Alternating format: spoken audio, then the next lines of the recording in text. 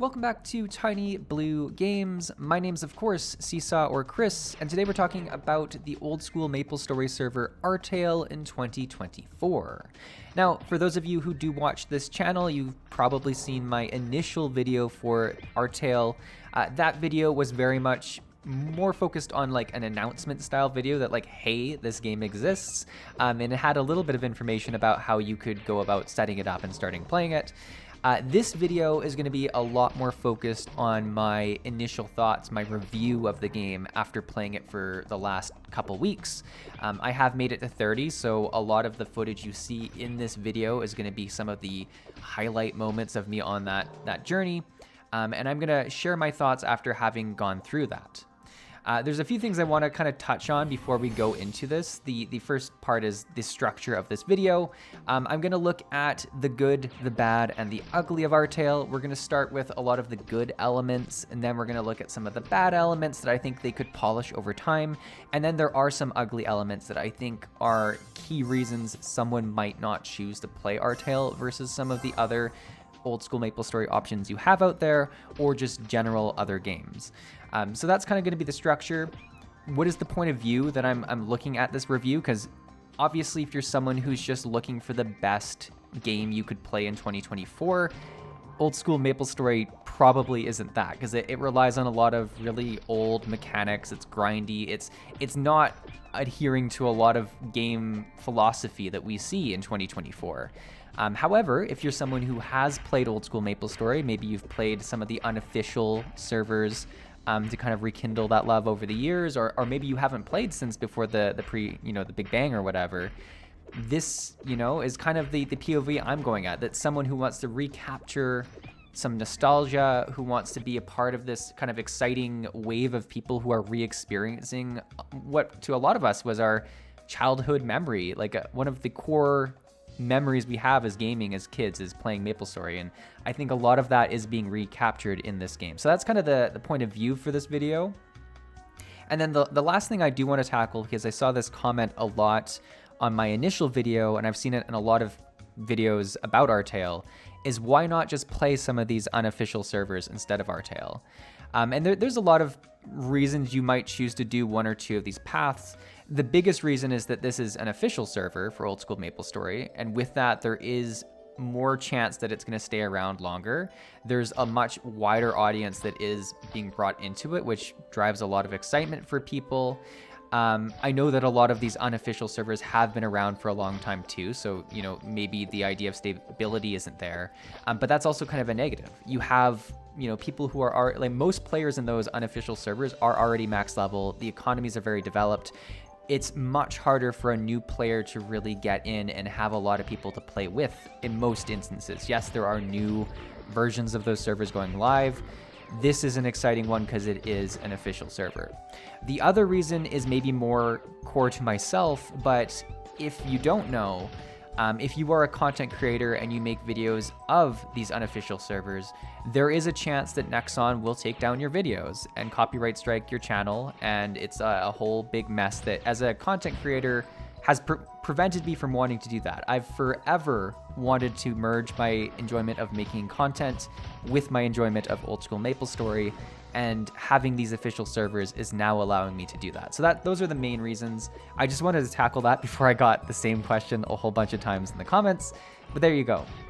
All that said, let's get into the good. And there is so much to say here. And I'll start with kind of the most obvious things, right? So the good is that you are playing a pretty faithful recreation of Old School MapleStory. You have a lot of the iconic maps and music that you remember from your childhood. Throughout this video, you'll see me training in a lot of those zones, be it the slime tree, be it the tree of the horned mushrooms and green mushrooms, be it Pig Beach, be it Ant Tunnel. A lot of those moments are so key to the nostalgia of MapleStory, and you are getting them in this journey, which is really, really exciting. You also have a lot of the party quests that were there. I experienced the Henny's party quest, or the Hennessy's party quest. I experienced the Kerning City party quest. And once, I think it has been released now, I will do the Ludi party quest as well, which is all really exciting. Those are key moments that I think a lot of players who go back to the existing MapleStory miss, that you're not able to do that kind of stuff. And it's really fun to have a official way to do that. Obviously, there's a lot of iconic quests and items to collect, which is really cool too. So, you know, I've done most of the quests that you can do in Victoria Island, and I think a lot of them are there. The most notable ones that I haven't seen that I think are missing are kind of the jump quest ones. I haven't really seen those ones, but apart from that, most of the quests that, you know, both irritating and easy are there, and a lot of the iconic rewards you get are very special because they actually have a lot of value on the server. You know, if it's the level 30 sauna robe, that's a pretty key item for people to get. Or if you're looking at the Kerning party quest, if it's the squishy shoes or if it's the bamboo hats, again, very iconic items that actually have a lot of value because they're not instantly replaced with really, really good stuff that you might see on kind of some of these unofficial servers. So that's all really good. And then the biggest one, and I've touched on this a few times, is just the amount of excitement that's still there. We are a few weeks in. There are people all the way up to like level 100, but there is still such an influx of players and excitement and people starting their journey all the time. You're going to find people in these training maps that I mentioned, and you're going to party up. There was quite a few times I would just be in the same channel as someone, and I'd party up, and I would be taking the top part of the tree, and they'd be taking the bottom part of the tree, and you'd just be grinding together and, you know, gratzing each other when you got a level. Like that's such a iconic moment for MapleStory, and it's being recaptured right now. So all of those are kind of the expected things. The next part of the good section are the custom Artale things that they did to their server that I actually enjoy. And these are kind of things that I was a skeptic about a lot. You know, when I think of what I want from this, I want the most vanilla version of MapleStory in a lot of instances. However, some of these changes are quite good, and I'll list them. The most notable one, and this is one that a lot of these unofficial servers have been struggling with and finding ways to resolve, is no HP washing. That's not in this. You don't have to worry about it, and it's really nice. It's nice to not have that huge barrier to entry. If you are someone who doesn't know what that is, in the old school version of MapleStory, like the official one, there was essentially a bug that allowed you to inflate your health points by doing a bunch of crazy stuff like wearing gear that had more int when you leveled, and then AP resetting your stats to put more into your HP while still having the same amount of dex or strength or whatever.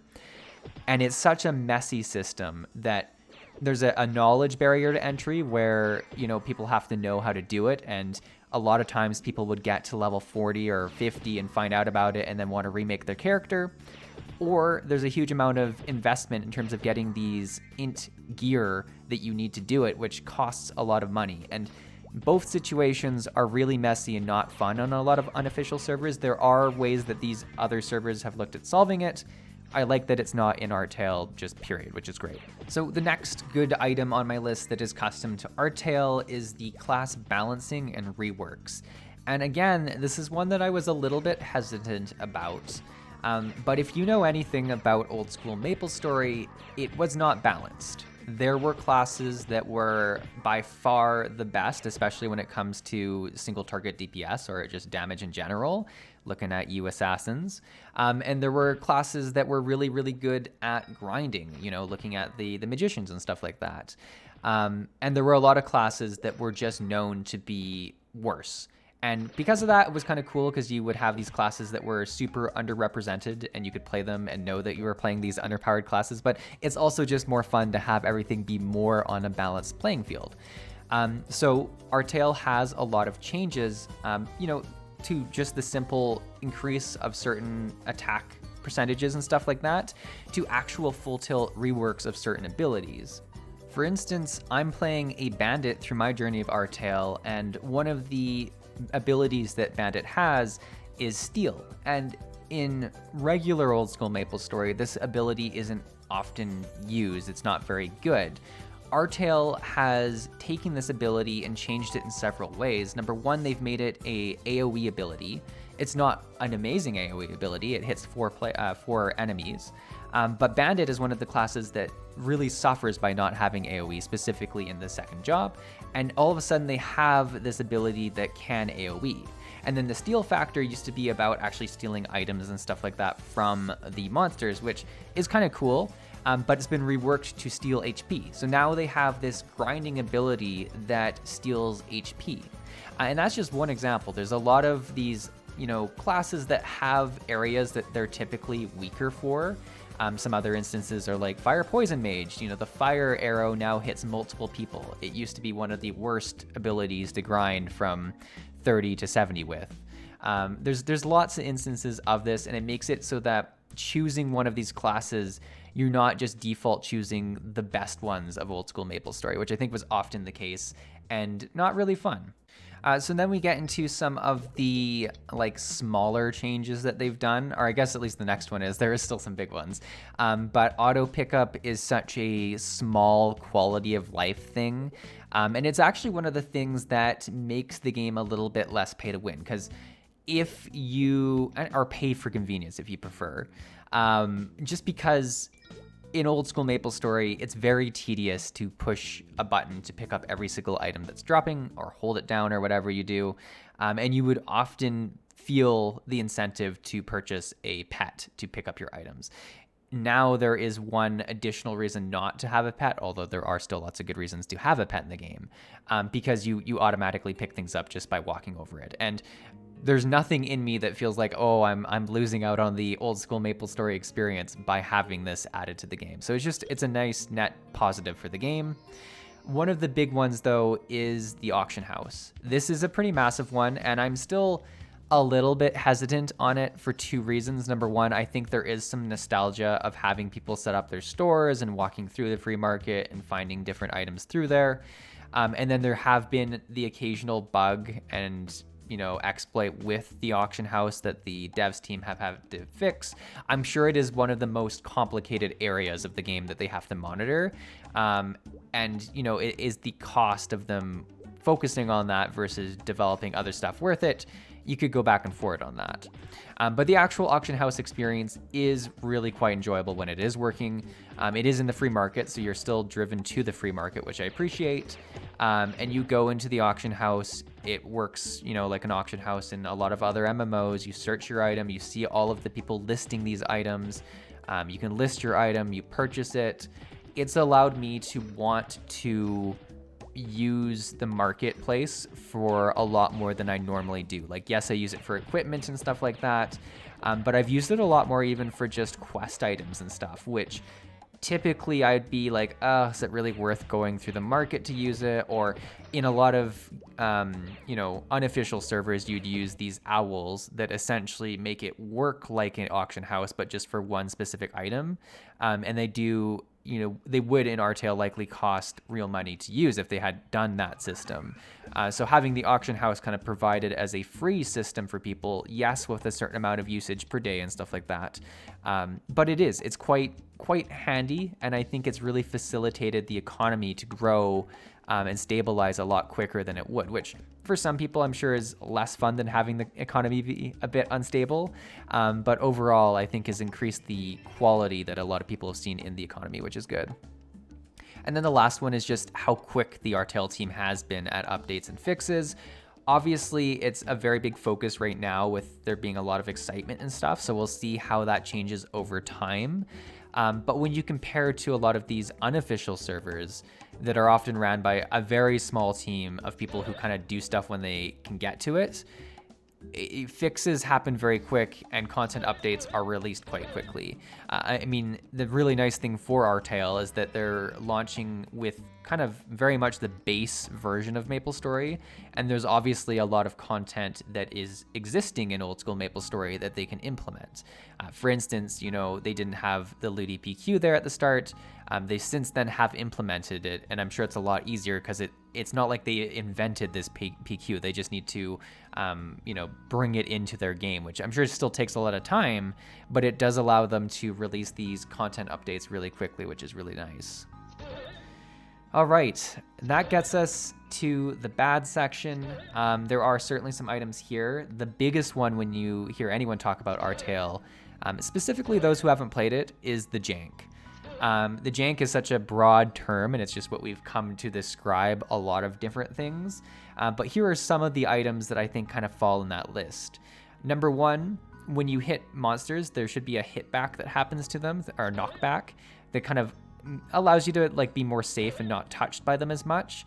This works well on some monsters and works kind of in reverse weirdly on some monsters. It's different depending on which monster you're hitting, or like the lag in the server and stuff like that. It's noticeable. You get used to it after playing on the server, but it is certainly a janky element that if they were to polish something, I think it would be one of the areas they should polish. Water physics are either missing or work very poorly in certain areas. Like if you go to the Nautilus Harbor, you're just going to be walking underwater weirdly. Climbing on ropes is really weird. There's like a way that you can do it where you kind of like jump off, jump on really quick, and you can accelerate up ropes. It is kind of a nice feature in the sense that you can go up places really quick, but it is certainly janky, and it's one of those, knowledge gaps that isn't really nice for a game to have, because it's not working as intended, and people are just using it to get around quicker. It's a pretty minor thing, but it is certainly on my list of jankiness. Some maps are a little bit messy in terms of the assets not lining up completely with the ground asset. Like there's a bit of gap between things. Even the login screen, there's like a little bit of gap between like the sign where you like create character, etc., versus like the floor that your characters. Like there's just little elements like that kind of look ugly. And then the UI elements are like, some of them are just atrocious. Like it honestly, I couldn't take that long for them to just tighten up some of the UI, I wouldn't think. But is most noticeably if you go and look down at some of like the HP bar and stuff like that, like just some of the font and like how things are overlapped is kind of ugly.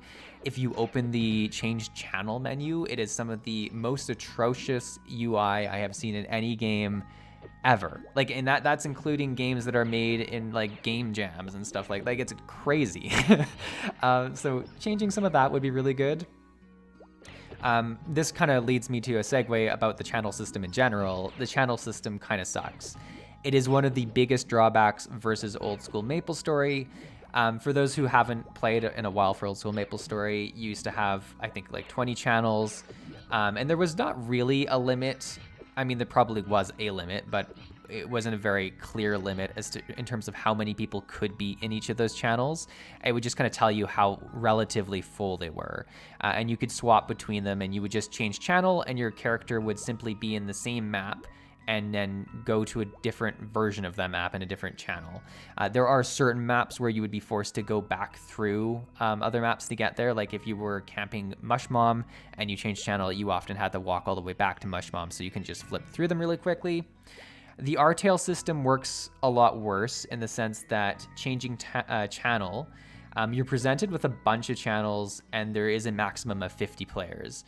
So a lot of times, most channels have like 48 or 49 out of 50. So if you're trying to meet up with a bunch of players in one channel, it's really hard to find one that has like 5 spots or 10 spots available. So that's pretty tricky.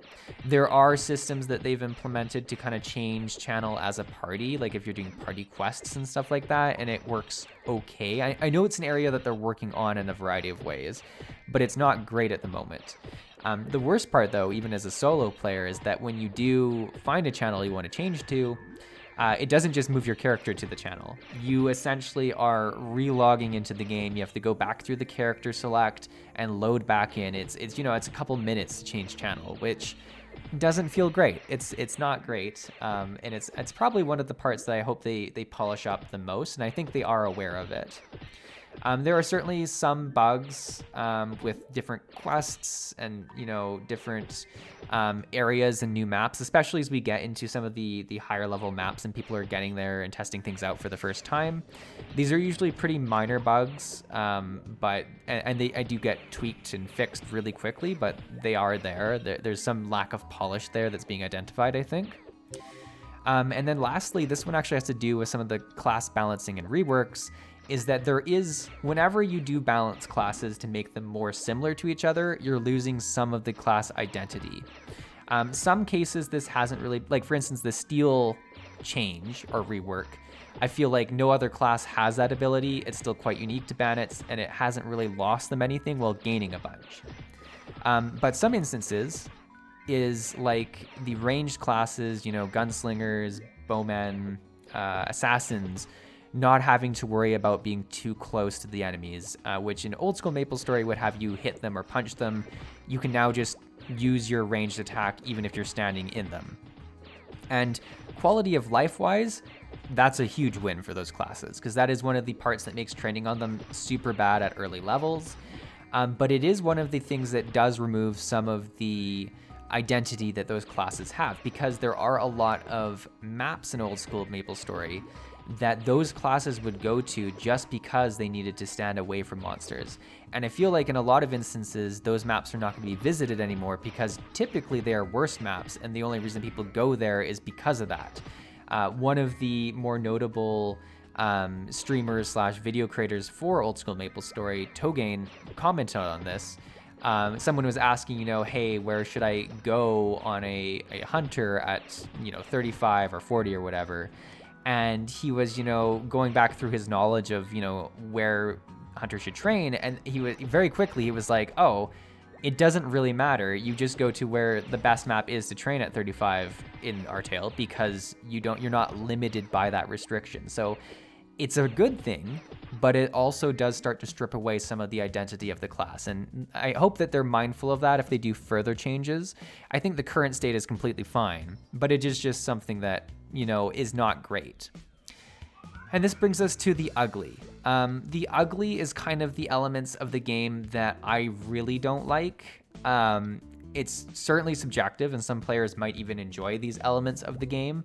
But if there were elements that were going to stop me from playing Artale, and at the moment they certainly do not stop me from playing it, these would be them. So the first one is the immersion breaking of having the custom avatars for Maple Worlds present in Artale. Sometimes this is fine when it's just like an NX look that's brought into the game. I'm completely fine with that.